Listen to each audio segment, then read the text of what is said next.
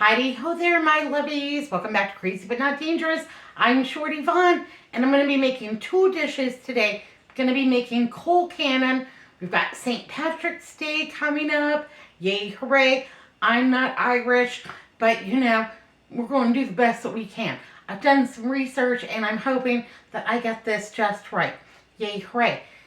It's going to be tasty, I can tell you that, because I had a bag of potatoes that was going wonky a couple of weeks ago, and I needed some cabbage moved on along, so I made Colcannon. I put it in my freezer.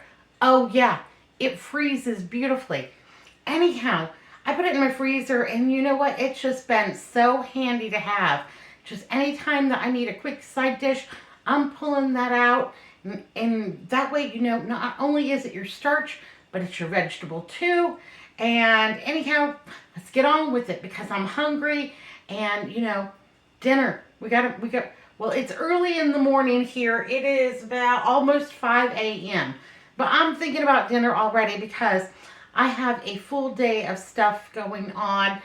I'm doing a spring reset in the yard, you know, pulling some weeds, doing some edging, doing some trimming, you know, all of those things. Yay, hooray. But that means that when I get to dinner time, I'm going to be done for. That's it. So I'm planning ahead so that we don't just have to have peanut butter and jelly sandwiches. I have almost 5 pounds of red potatoes in this pot. I'm going to set them on to boil. All right, so let's jump right in. I've got about 6 pieces of, you know, bacon. This is hickory smoked American bacon. I've got that all kind of chopped up roughly to go into our pan. I want to render that off. Yay, hooray, because that bacon taste is going to add so much to this dish. It's just going to be terrific. I can get behind it. Okay, what are we going to do here? Let's do the onion first. I've got one smallish onion. You know, whatever you got, it'll be all right. And I love St. Patrick's Day. It's just a fun holiday. Yeah, absolutely. Day everybody gets to be Irish. And I love all of the festivities. I love the parades. I love, you know, everybody wearing green. Please don't pinch me, though. And, yeah, I think St. Patrick's Day is just fun. Yay, hooray. So that is on Monday. And today is Friday, so I wanted to get my video out a little bit early because you know what? It's great to do a St. Patrick's Day video on St. Patrick's Day, but you know, I may not be able to get to the store to buy the ingredients or what have you, so I'll give you a little jump start. It'll be all right. So, yeah, love St. Patrick's Day. Bought a corned beef because they were really cheap. Sometimes I just buy the corned beef slices over in the deli. If the corned beef didn't go on a good sale, for example, I just buy a few slices, and then I do the corned beef roll-ups. You know, fill them up with mashed potatoes and maybe a little bit of cheddar cheese, and then just roll them up and bake them. You could even stuff your corned beef slices with the Colcannon if you were so inclined. That's going to start sizzling up here, so I'm just going to put the lid on it here. There we go. No worries. And start chopping up this onion. I do want it a little bit smaller than usual for my dish. There is also another kind of Irish dish called champ. And that is made with mashed potatoes and green onions. And I'm taking certain liberties here in my kitchen because, like I said, I'm not Irish. But, yeah, I'm going to be adding green onions to my Colcannon because I have some in the garden and they were just begging to come inside and jump into this dish. So, yay, hooray. Absolutely. So, get my onion all chopped up here. Just a rough little dice. That's fine.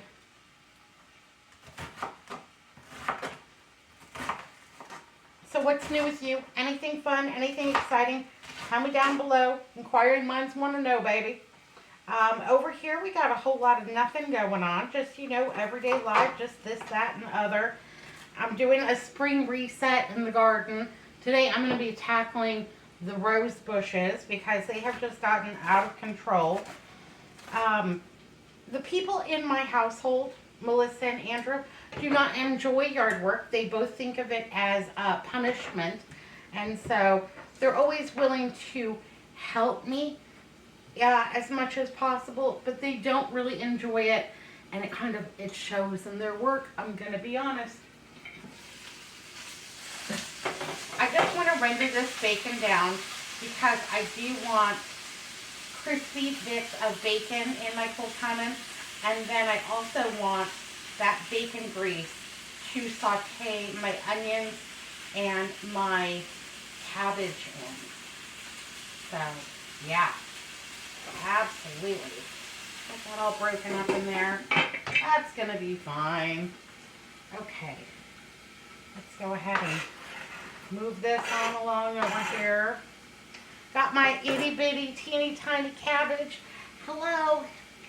He's ready to go. I'm ready to be delicious, lady. So, for my, ooh, this one's tough. Almost 5 pounds of potatoes. I'm going to be using most of this cabbage because 5 pounds of potatoes, that's a lot.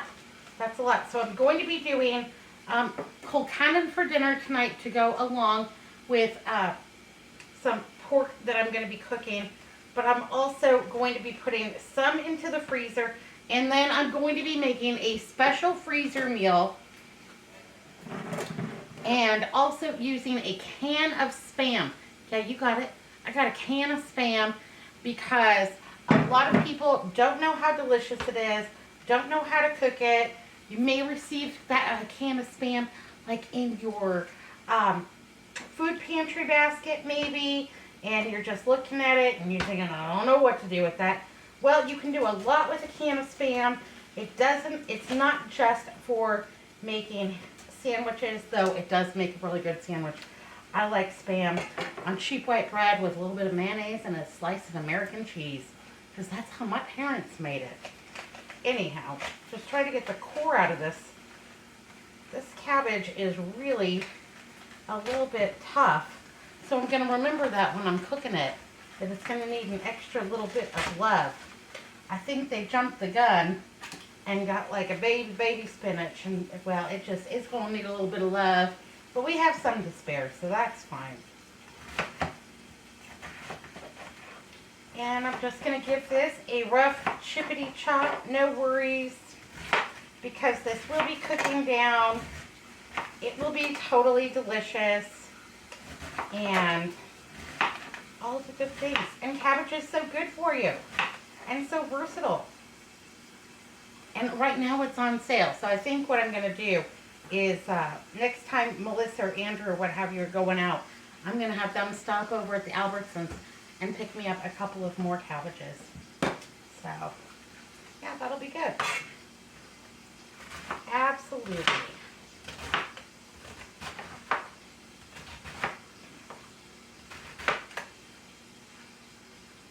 So, got that all diced up. My bacon's just doing its thing over here. Normally, I cook bacon in the oven. That's my preferred method because I don't like the splatter all over the kitchen. But today needs must, so we're just going to go ahead and cook these few strips up in the saute pan here. And there we go. Let's take a look at this bacon, make sure we're not burning it. Oh, Hades. Well, the handle fell off of my lid.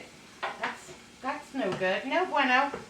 But no worries. We'll get her done. Let's go ahead and lift that off.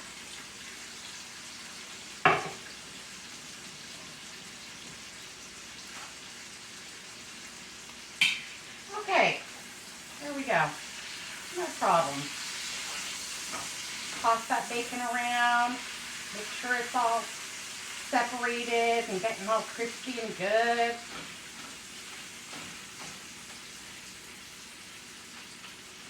Okay, well, unexpected things sometimes happen in the kitchen.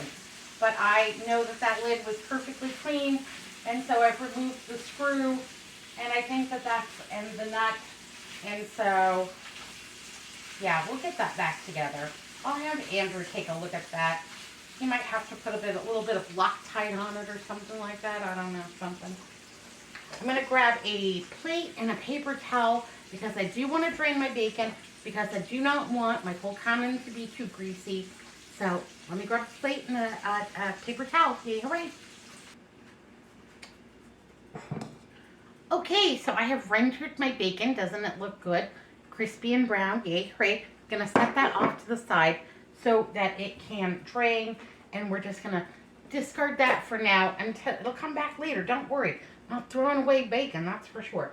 I have about 2 tablespoons of rendered bacon fat in there, and that's just fine. I'm going to put in all of this cabbage and onion into that bacon fat so it can be its best self. Oh, I lost a couple. Hazel will get those. I'm not worried about it. She loves cabbage. Get in moderation. Cabbage is good for your dog. It makes them a little gassy sometimes, but you know.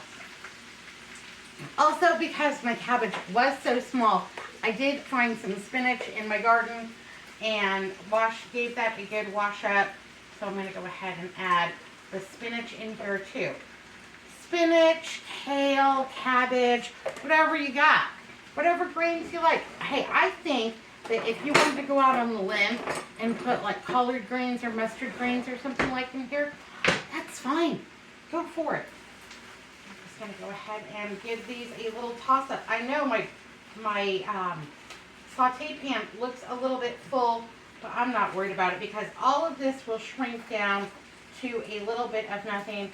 I don't have any kale today, unfortunately, and I know Andrew is thrilled about that because he is not a fan of the kale, and I try to sneak it in on him every chance that I get because I love it. Why should I suffer? You know, I eat his fried chicken, and honestly, fried chicken is not my favorite. I would have to say probably my favorite protein is beef. Pork's a good second. I just think the chicken is, you know, just a little overdone sometimes, but I understand people like it. And it is a nice white meat, good for you, you know. So, there we go. Got a few scraps on the floor there. It'll be all right. Okay, got this all incorporated. I'm going to put a new lid. I have a second. I'm going to put a new lid on top of this. When Andrew wakes up this afternoon, he can fix that other lid. Yeah, got another lid. It'll be fine.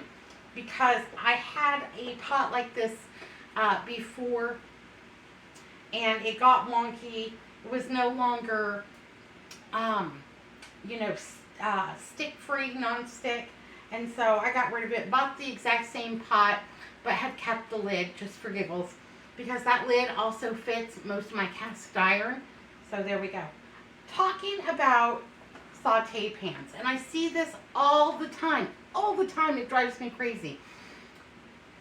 Once you're finished cooking with your saute pan, and I see people go over to the sink and run cold water and cool their pot down and leave it in the sink to, you know, cool off and soak for a few minutes so that they can scrub it. Don't put cold water in your saute pans because they can warp. The temperature difference can warp your saute pans, and then, you know, yeah, that's no good. No bueno. So just leave them for a few minutes, set aside for them to come to room temperature before you're putting them in cold water. Yes, it might require a little extra scrubbing action, but it is much better than having warped pans. I know because I have a dear, wonderful friend. She's very fancy. And she has very expensive cookware, and almost all of her pans are just slightly warped, and it drives me crazy when I cook at her house because they're all the time. You know, I'm just trying to get them on a burner. I just want even, yeah, you need even cooking. So this side heats the same as this side. So don't run a hot pan under water. Give it a couple of minutes to just, you know, mellow out. Just chill out, baby. Anyhow, this is smelling delicious. There's nothing I like better than the smell of fried cabbage and, yeah, but kale, whatever greens you got. I'm going to say it. And a little bit of onion, yes please and thank you. As a matter of fact, I might just take myself a little dish out of fried cabbage and have that for breakfast this morning. Does that sound weird to you? And my potatoes, they're just doing their thing over here. Ooh, that's hot. Oh yeah. Yeah, they're just doing their thing. Gonna let those go for about 15 more minutes. Gonna put the lid on this and just let it cook down, and it's gonna be fabulous. Like I said, that cabbage was a little young, maybe a little bit tough, and it might need a little bit of extra cook time. But it'll be fine. It'll be A-okay. We'll get her done. Not worried about it a bit, baby. Alrighty, well my potatoes are just about fork tender and ready to drain.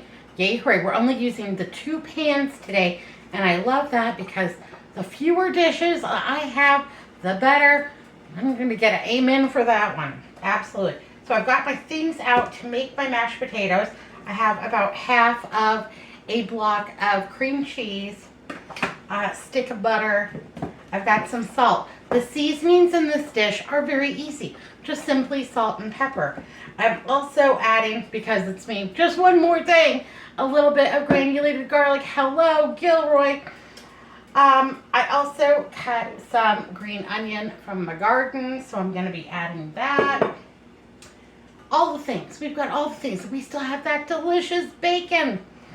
Yeah, we've got all the things. Yay, hooray. All right, I'm going to get these poured off through a colander, and then I'm going to put them back into this pot for our assembly. And let's take a look. Oh, our cabbage is doing really well. See how much it has shrunk down. That's just what I wanted. It's steamy, it's delicious. Our cabbage, our onions, our spinach, yes please and thank you.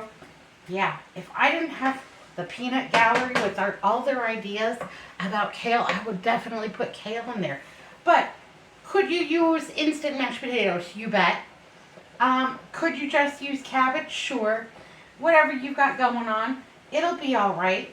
And then you use your favorite mashed potato recipe. So I like a little cream cheese. I like a little bit of butter. I always like a little bit of garlic in my mashed potatoes. That's part of my everyday mashed potato recipe.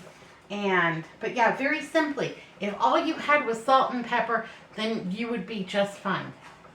Absolutely. So let me go ahead and drain these off, and we're going to come back and whip up some potatoes. All right, I'm going to be whipping my potatoes with my hand mixer today.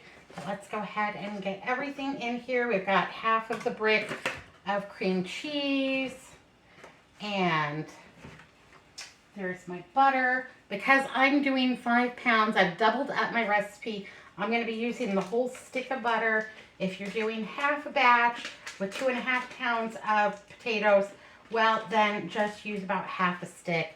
You know, whatever you normally do to make mashed potatoes. And let's go ahead, and I'm going to start these whipping. I have a little bit of whole milk here, so if it looks thick, I'm going to add a little bit of milk at a time. I can add some salt.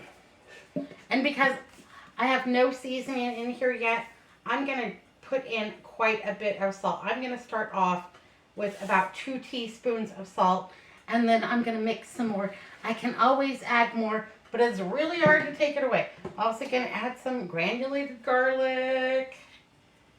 Yes, please and thank you. And some pepper. Yeah, lots of pepper. We like pepper. Yeah. Then I'll give it a little bit more of a whip up. We can come back and we'll take a taste test and see what it needs.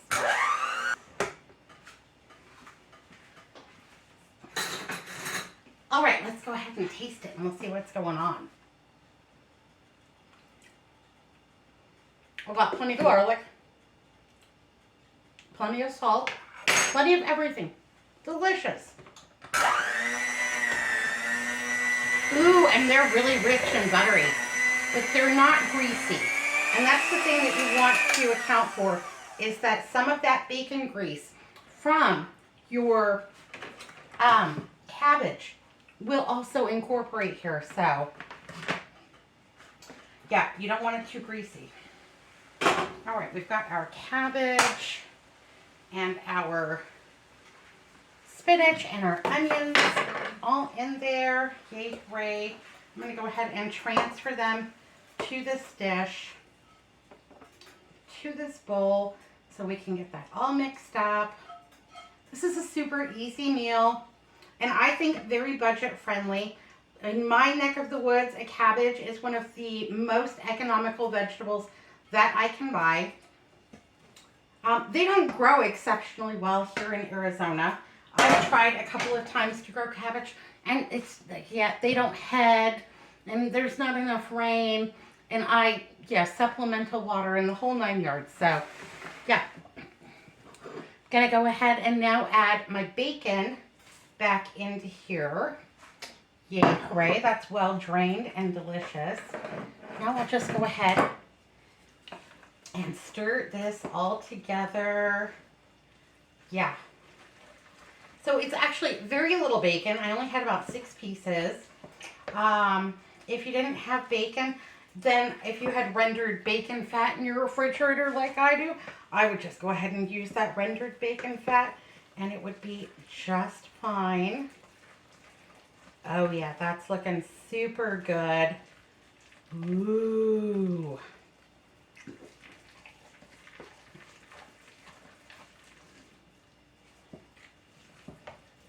Ooh, yeah, and it smells good too.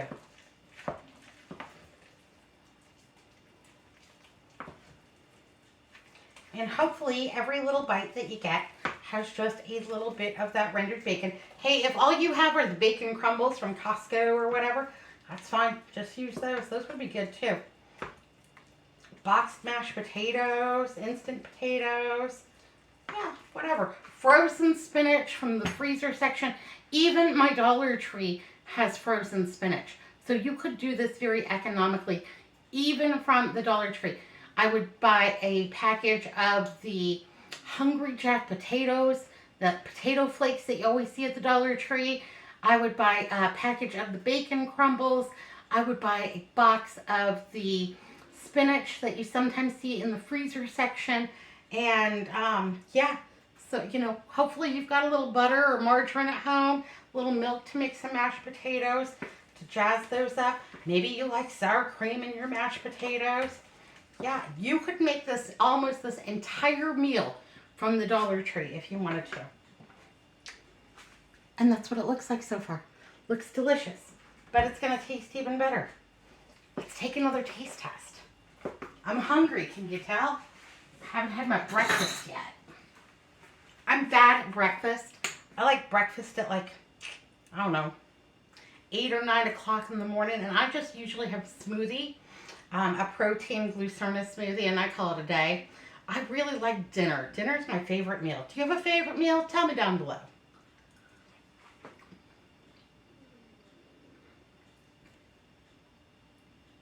That is so good. That is just fantastic. Those potatoes are rich and buttery and creamy and cheesy with that cream cheese. That little bit of garlic. And then those completely delicious greens in there, that cabbage, the bacon that we sauteed that cabbage and spinach in, just kind of permeates throughout the entire dish. Just saying, yes, please, I'm here. And yeah, love me, baby. I love you, baby. Just being its best self over here.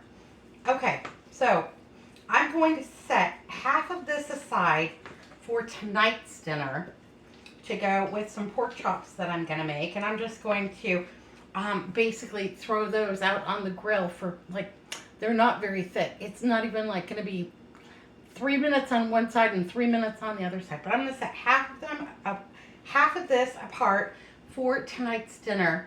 And then we're going to do something else with the rest of them. So Let me go ahead and get these offset, and we'll come back and do something else. All right. I'm just going to put them in this bowl. It's a little bit big, but that's okay because I do want these to cool down before they go into my refrigerator, because I do not like to put hot things into my refrigerator for a couple of reasons. If I put something this hot, and I'm going to say that this is probably now like 160 degrees is my guess. If I put something this hot into my refrigerator, it makes everything else in my refrigerator hot. My refrigerator then has to work 3 or 4 times as hard to bring everything in there down in temperature. And that can affect the lifespan of things that you have in your refrigerator. Like milk, for example, doesn't do real well with significant fluctuations in temperature. So if you're finding that maybe your milk's not lasting as long as it should, it might be because you're putting hot things in your refrigerator.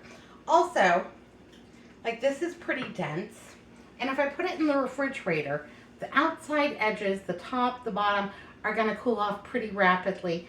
The middle, however, could still be hot. Because that middle is still hot, it could allow bacteria to grow. And then, you know, it's not a budget meal if you have to spend $1,200 at the emergency room for food poisoning. It just isn't. It just isn't. So I'm going to go ahead and set those aside so that those could cool. According to Arizona Health Department, you have 2 hours to bring something down in temperature 50%. And so hopefully we can get those down into the 70-degree mark before they go into my refrigerator. So that's what I'm looking for. So I've got 2 hours. Let's say it's 6 o'clock in the morning, and by 8 o'clock in the morning, I want those in my refrigerator at least at 70 degrees.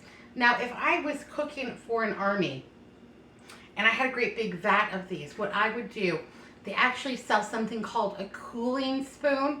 And depending, you can get all sizes of them, but like a restaurant would have a cooling spoon that's about this big, and you keep it in the freezer, and it's got some of that, you know, stuff in it for ice packs. Anyhow, you would take that and you would insert it right into the middle. Well, you couldn't do the same thing with just a regular ice pack inside of a plastic Ziploc bag.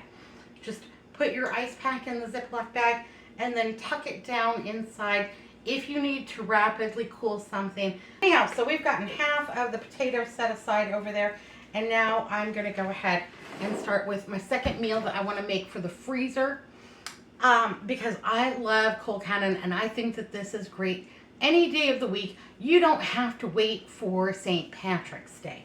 That's what I'm saying. So I'm going to go ahead and, oh, you know what I forgot? I completely forgot. Shame on me. I forgot to put my green onions in. Okay, well, let's go ahead and alter that. We can fix that. We'll remedy that. Ooh, Nelly. That's a lot. Okay, got these out of my garden. Gave them a little wash up, and I'm just going to give them a little chippity chop in here. And I love green onions, and these are so easy to grow. You can grow them on your windowsill. You can grow them out in your garden. If all you have is a little apartment patio, well, get yourself some dirt and some kind of a pot. You could even do it in like a coffee can with some holes at the bottom. These are really forgiving, and just grow yourself some green onions. Just buy yourself some at the store and then save the bottoms, tuck them inside, add some water, give them a little love. All right, we've got some green onions in there now. And I'll put the rest of the green onions in this one, and then we'll stir again. It'll be fun. I do that all the time. Just one more thing, and then I get to talking, and then next thing you know, I've forgotten something. Usually it's dinner rolls, and they're burning up in the oven. Okay, so now we've got our green onions in there, and that, oh yeah, that makes a difference. Ooh, those smell good. All right, I'm going to wipe out this pan because we are going to use this pan. I got to clean up here a little bit, and then we're going to come back and make our second dish with this Colcannon from a freezer, because I love a freezer meal for when I'm busy, when I'm tired, when I don't feel good. freezer meal that's just good. If Cookie comes over and she's tired and I don't know what to make for dinner, I might pass it off to her. Who knows what'll happen. Hi, Hazel. Did you come in to say good morning to everybody on YouTube? Yeah. You smelled Colcannon and you think you want some? Baby, this has got onions in it. I'm so sorry. Mama will I gotta make the baby something. Like it's breakfast time, lady. And the cats are meowing and yeah, all the things. All right, I'll be back in a minute. Alrighty. Well, I opened my can of Spam because I wasn't sure if I was going to be able to do the pull tab or not. Now they come with a pull tab. In the olden days, back when dinosaurs roamed the earth, there was a key at the bottom and you would insert the key and then kind of roll the top back. Anybody remember that? Absolutely. We used to fight. My parents loved to make Spam for breakfast or lunch. My mother used it to make a ham salad a lot of times. And we would all, I want to unroll the top. And then who gets to keep the key? And I still think I have one of the keys like in my jewelry box from when I was a kid because my little box of treasures. Did you have a little box of treasures when you were a kid? Anyhow, yeah, I think I had a key in there. I'm going to go ahead and turn this up. Spam, brought to you by the Hormel Company in 1937. It gained popularity after World War II. I think it's good. A lot of people have it on their shelves, for the zombie apocalypse. I don't think you have to wait that long. Just go ahead and I think getting it out of the can is probably about the hardest part. But there we go. We got it all out in one fell swoop. Yay, hooray. Now when it comes out, you might notice that it has some gelatinous goo on it. And I think that's one of the things that makes it unappealing to a lot of people. I just wash it off. And what is Spam? Spam is ham and pork shoulder and salt and all kinds of good things and all kinds of lousy things. Now, it is very salty. Today, I'm using the less sodium version. They also have a light version, which has less fat in it. And I don't think this should be part of anybody's daily diet. But I think every once in a while, yeah, go ahead. Treat yourself to a Spam sandwich. I'm actually going to cut off 2 slices and set those aside because I'm going to make myself a Spam sandwich today. Andrew and Melissa are both taking a hard pass on the Spam sandwich, though I know that when Melissa was a young girl that she loved a Spam sandwich with mustard and plenty of American cheese. My dad would make them for her. Oh, my dad, the maker of sandwiches. So he had the weirdest sandwich that he would make that everybody loved. And it was a grilled cheese sandwich with sugar on it. Yeah, I'm not joking. So he would take white bread and he would butter both sides and put one side down in the pan and put about 2 slices of American cheese on there.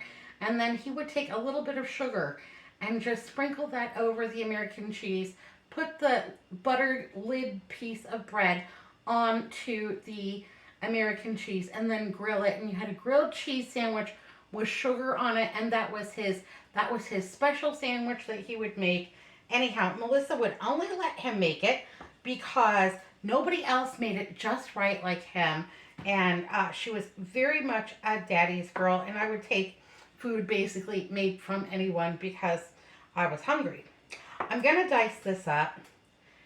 I would say the biggest problem that most people have with Spam, I know in my household, is that they do not like the soft texture. It does have a very soft texture.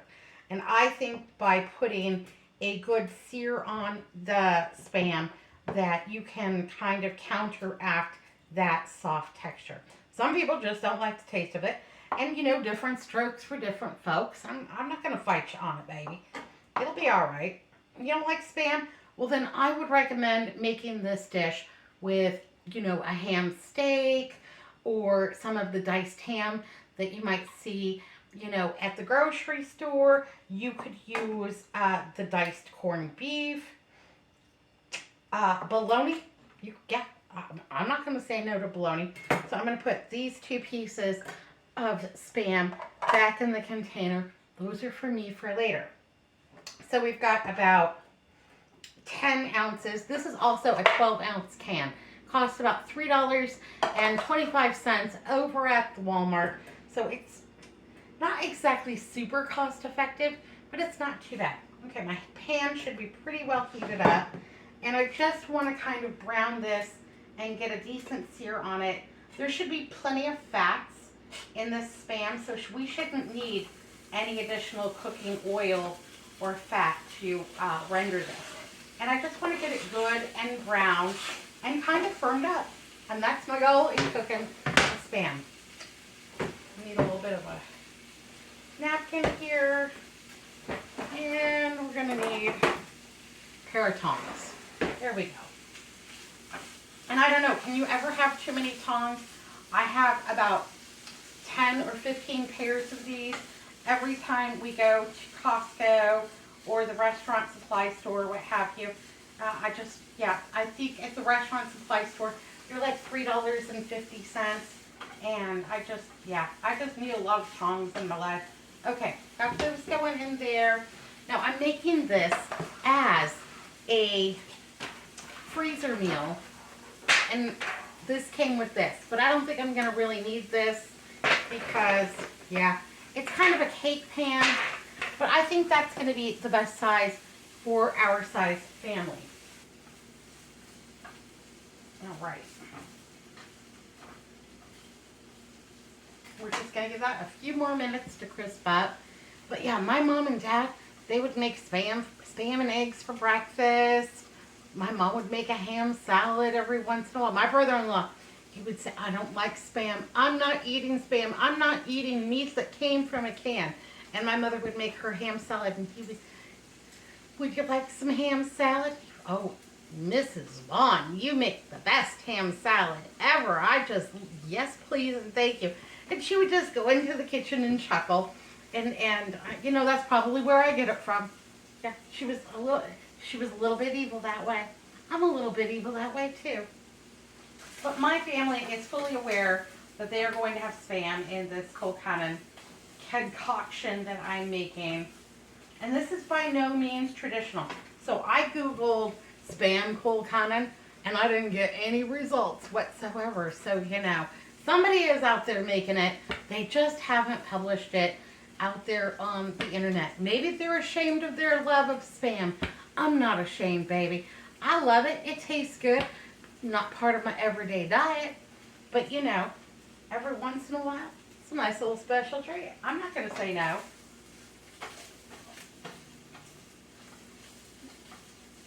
And I just want to try to get it brown on all of the sides. Okay, so we have our Colcannon here, and we've mixed in that green onion that I almost forgot.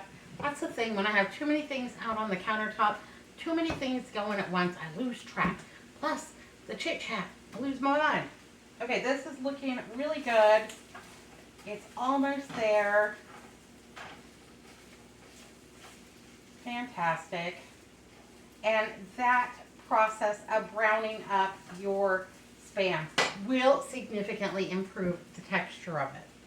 So, but if you're just a diehard no on the Spam, well, baby, put in the meat that you like. You could grill a pork chop and throw it out in here. I don't think anybody would care. Okay, so that's got my Spam all nice and brown. Yay, hooray. Gonna set my pan aside to cool before it goes into the sink. And now I'm just gonna go ahead and mix this all together. Yay, hooray. Yippee, skippy. And kind of like scalloped potatoes and ham. Well, why not? Why not Colcannon and ham? Why not? Oh, I got it's flying everywhere. Making a mess. Okay, I have this baking dish. Maybe it's for a cake. I don't care. It's just about the right size for my family. And we're going to go ahead and just layer this all in there.